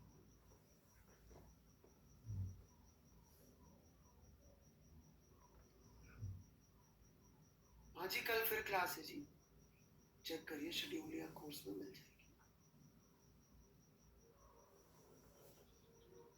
एक आध महीने रोज क्लास। अगले वीक तक तो हम लोग वर्क एनर्जी शुरू कर चुके हैं। लॉन्च हो गया है बेसिकली। आई एम प्लानिंग कि जब ये वाला खत्म होगा ना, तो हम रिजिड बॉडी पे जब पहुंचेंगे तब जाके थोड़ा अल्टरनेट करेंगे, ताकि मैकेनिक्स का वाला पोर्शन थोड़ा सा हो जाए। ठीक है, तो ये 5 किलोग्राम, ये 10 किलोग्राम का ब्लॉक है, जमीन स्मूथ है, और इन दोनों के बीच में फ्रिक्शन है 0.5 कोफिशिएंट ऑफ फ्रिक्शन। ठीक है, जरा जल्दी से लिमिटिंग वैल्यू ऑफ फ्रिक्शन बता दीजिए 5 और 10 किलोग्राम ब्लॉक के बीच में। 5 और 10 किलोग्राम के ब्लॉक के बीच में लिमिटिंग फ्रिक्शन, फास्ट।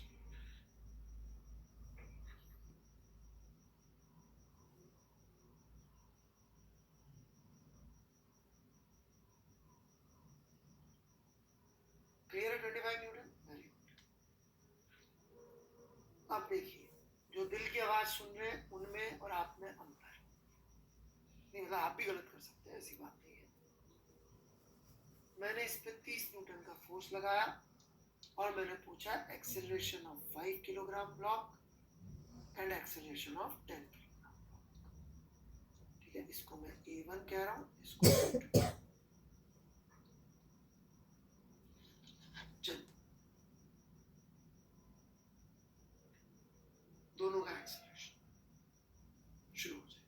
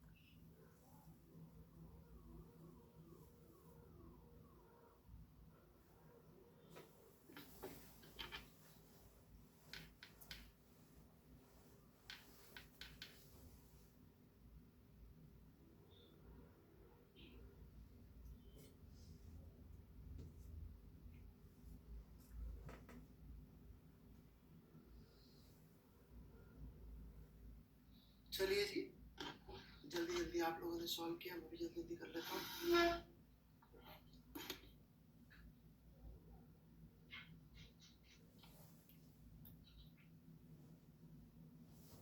ये 5 किलोग्राम पे लिखा मैंने 30 न्यूटन का फोर्स,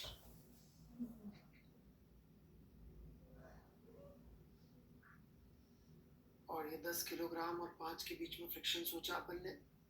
तो जरा देखिए फ्रिक्शन क्या कर रहा है। फ्रिक्शन का फोर्स जो है वो 5 किलोग्राम पे हम प्रूव कर सकते हैं। आप बोलेंगे तो अगली क्लास में कर दूंगा, आज थोड़ा सा टाइम कम है। इस पे पीछे लग रहा है, इस पे आगे लग रहा है। इसको उल्टा मान के भी प्रूव कर दूंगा, यही आना पड़ेगा, या कर देता हूँ। राइट, यदि मैं 5 वाले पे आगे मान लूं और 10 पे पीछे मान लूं, तो आप देख सकते हैं 10 के रिलेटिव 5 किधर जा रहा होगा, आगे, और उसके ऊपर फ्रिक्शन भी किधर लग रहा है, आगे। इसका मतलब ये तो संभव नहीं। इनफैक्ट यहां आप देखिए तो फ्रिक्शन बड़ी अच्छी चीज कर रहा है।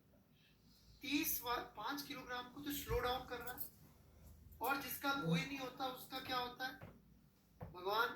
भगवान कौन है? फ्रिक्शन। तो जिसका कोई नहीं है चलाने वाला, उसको कौन चला रहा है? फ्रिक्शन चला रहा है।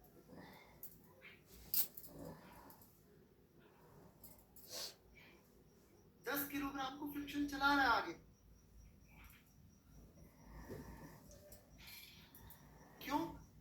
ताकि 5 और 10 साथ रह सके। मैंने कहा था ना सेकंड लॉ कि फ्रिक्शन मोशन को अपोज नहीं करता, फ्रिक्शन रिलेटिव मोशन को अपोज करता है।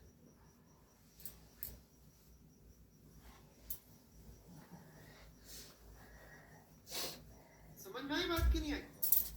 5 किलोग्राम को स्लो डाउन कर रहा है और 10 किलोग्राम को आगे पुश कर रहा है ताकि 5 और 10 साथ साथ रह सके। That's what friction wants. अब यदि मैं इक्वेशन लिख दूं 30 minus f is equal to 5a1 and 10 is equal to f is equal to 10a2, कितने अननोन है? 3। इक्वेशन कितनी है? 2 ही है, क्योंकि फ्रिक्शन की मैक्सिमम वैल्यू 25, लेकिन फ्रिक्शन की वैल्यू तो मालूम नहीं। अब जैसे कुछ लोगों को दिल की आवाज आ रही है, तिवारी जी आप है क्या इधर? बनर्जी जी, तो बेटा ये तो अपन को दिल की आवाज से दिख रहा है, ये 30 है 25, तो इसका मतलब फ्रिक्शन मैक्सिमम पहुंच जाएगा। चलो अपन ने इनकी दिल की आवाज सुन ली, राइट?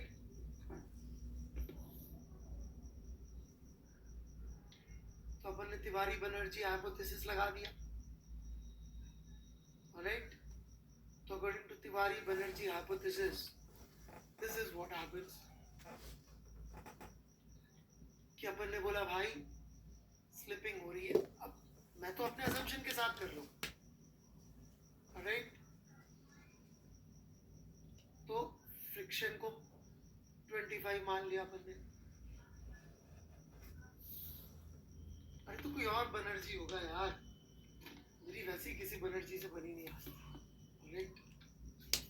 दिल पे क्यों लेना? इतने खराब मार्क्स दिए थे मेरे को बनर्जी साहब ने। चलो 25 रख लिया अपन ने, खटाक से सॉल्व किया तो a1 कितना आ गया 1 और a2 कितना आ गया 2.5। मस्त लग रहा है answer. What is wrong? Banerjee, Tiwari hypothesis seems to be right.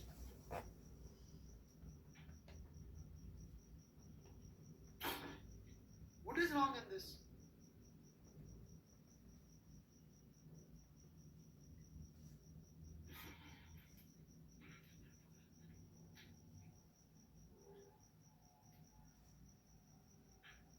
Not possible लिखने से काम नहीं चलेगा। लॉजिक ना, सारे लॉजिक अभी तक इनकम्प्लीट है। ओके, ये Banerjee third law of friction क्या था मिस्टर बनर्जी? जो लोग अपने अपने लॉ दे रहे हैं, एक बार थर्ड लॉ ऑफ फ्रिक्शन याद कर लें। What was third law of friction?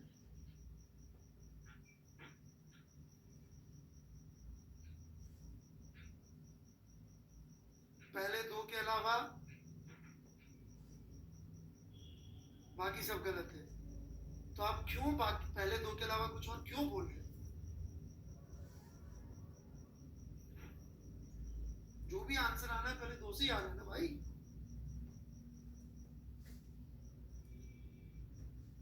देखिएगा, आयन यादव जी ने बिल्कुल सही पकड़ा है, बहुत शानदार। एक बच्चे को मेरी बात समझ में आ जाती, पता नहीं क्यों, राइट? और पहली बार में आ जाती। ध्यान से सुनिएगा, ये 1, ये एक्सेलरेशन आया था 1, लिखना बंद करिए, चैट पे कॉपी में लिखना शुरू करिए। ये आया था 2.5, ठीक है यहाँ तक? अब यदि एक ऑब्जर्वर को मैं 5 पे बिठा दूं तो उसको 10 किधर जाता हुआ दिखेगा? बिल्कुल मत घबराइएगा, अगली क्लास एग्जैक्टली इसी सवाल या इसके दूसरे वर्जन से शुरू होगी। ये मैं दोबारा समझाऊंगा। इसको ये पीछे जाता दिखेगा, इसका 1 है, इसका 2.5 है, हे भगवान, कासट सोनी, बेटा रिलेटिव मोशन इन 1D में गड़बड़, चुल्लू भर पानी में डूब मरो, हमारे ऐसा बोलते हैं, ऐसे चुल्लू में पानी लो, चुल्लू मतलब ये, और उसमें ऐसे करके शर्म से डूब मरो। ये तुम गलत कर रहे हो।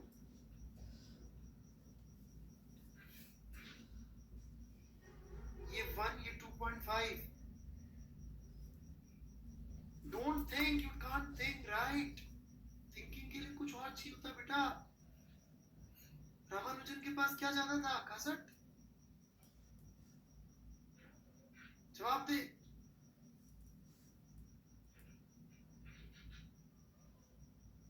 कासट के पास क्या ज्यादा है?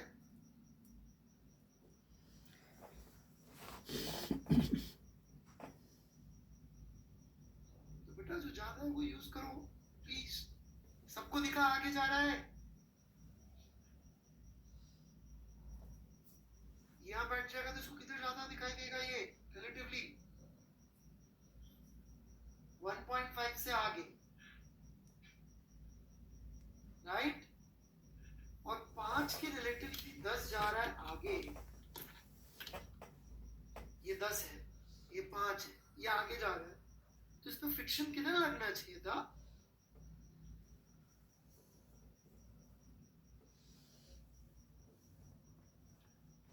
पीछे, राइट? मैंने शायद उल्टा बता दिया। ये 5 है, ये 10 है, राइट? और ये आगे जा रहा है, यदि मेरा रिमोट, इसमें फ्रिक्शन कितना लगना चाहिए था? पीछे। और कितना लग रहा है? आगे। So this must be. ये बहुत डिफिकल्ट तरीका फ्रिक्शन को सीखने का। समझ में आ जाए तो ठीक, नहीं तो कोई लोड नहीं है। मैं फ्रिक्शन के सवाल इससे फास्ट तरीके से सिखा दूंगा अपनी क्लास में। लेकिन फंडामेंटली ये तरीका सीखेंगे तो फायदा ये होगा कि रिजिड बॉडी में जब लोग घबराएंगे, आप भिड़ जाएंगे जाके बिना डरे। मैं बिल्कुल नहीं कह रहा हूं ये तरीका इकलौता तरीका है।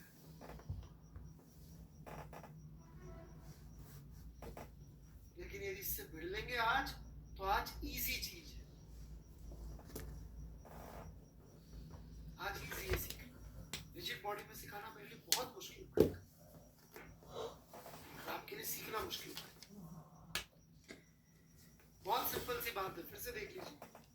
इरेजर पे आप बैठे और ये मैंने खींचा, ये जा रहा है आगे, तो किधर लग रहा है इसमें फ्रिक्शन भाई? मेरे मोबाइल पे पीछे, जबकि इसमें फ्रिक्शन भी आगे है और जा भी आगे रहा है, विच इज नॉट पॉसिबल। बस इतनी सी बात। इसलिए दिल की आवाज नहीं सुननी चाहिए, खुद के दिल की तो बिल्कुल नहीं सुननी चाहिए। कई लोग तो दूसरों के दिल की सुनते कि प्रोफेसर तिवारी ने हाइपोथेसिस दिया, लोगों ने कहा जिंदाबाद प्रोफेसर तिवारी।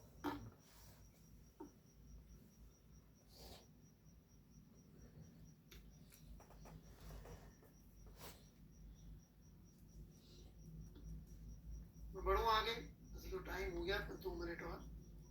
नॉट स्लिपिंग यदि हम ले लें तो क्या होगा नॉट स्लिपिंग में? A1 is equal to A2। यही होगा कि नहीं होगा? बोलो बोलो, क्यों होगा नॉट स्लिपिंग में A1 is equal to A2? क्यों होगा? क्योंकि फ्रिक्शन को कंटेन कर पा रहा है। अब अननोन कौन हो जाएगा? अब अननोन कौन हो जाएगा? F। इक्वेशन पुट कर दो।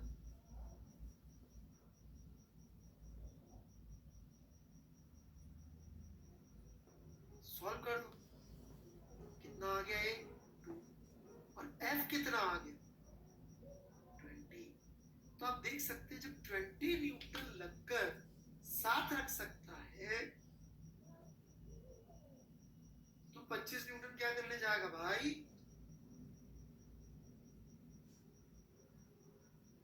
फ्रिक्शन रोकना चाहता था चीजों को या साथ रखना चाहता था? तो साथ रख तो पा रहा है, ये इजी मेथड है। आप जबरदस्ती पहले सॉल्व कर लो फ्रिक्शन की, फ्रिक्शन कम आ जाए तो साथ रहेगा, और ज्यादा आ जाए वो मैं अगली क्लास में ले लूँ, अगली क्लास में ले लूँ, डोंट वरी।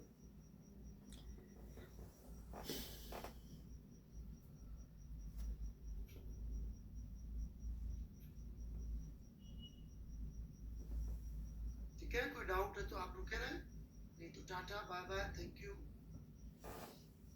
तिवारी जी नाराज नहीं होइएगा, मैं तो, आप नहीं होते तो कोई और होता। आज तिवारी है, कल पांडे होगा, परसों सिंह होगा, अपन बिल्कुल अनबायस्ड है ना। कल किसी और को पकड़ लेंगे, अपना क्या, कोई एक आध बच्चा मिल जाता है नाम लेने को, थोड़ा क्या वो भी बेचारा ध्यान से पढ़ता रहता है। अब कम से कम आप गलती नहीं करेंगे, ये बताइएगा तिवारी जी कि करेंगे अब।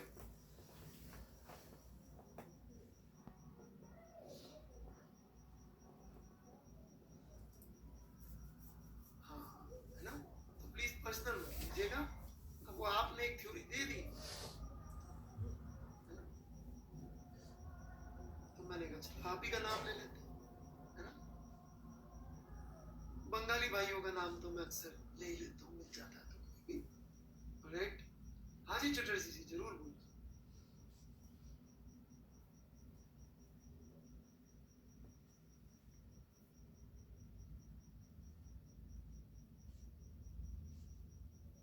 मेरी क्लास इज ओवर, मैं कुछ नहीं पढ़ा रहा।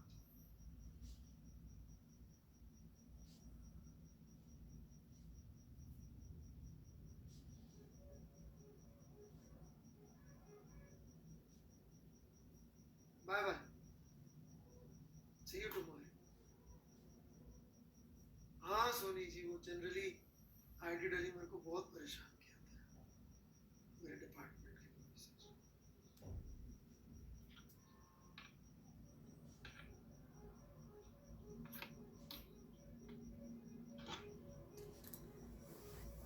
चलिए जी बाय बाय। अरे नहीं बनर्जी जी, मैं आपसे कहाँ कुछ